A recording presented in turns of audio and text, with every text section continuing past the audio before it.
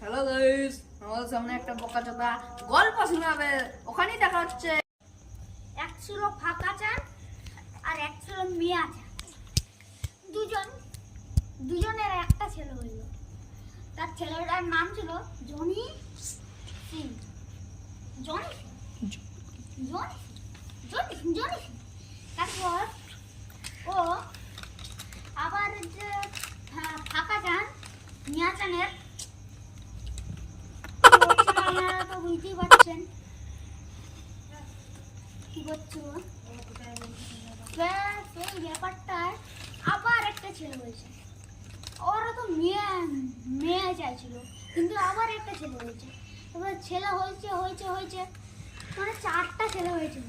এবার ওদের এত জায়গা জমিও থাকে না, মানে নেই, অত জায়গা জমি নেই। তারপর জায়গা জমি লেগে এবার ঝগড়া হচ্ছে। মাত্র 1 বিঘা জায়গা ছিল।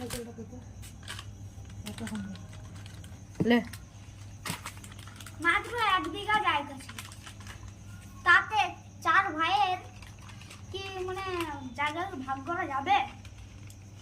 তাহলে এবারে 4 ভাই মারপিট হইল।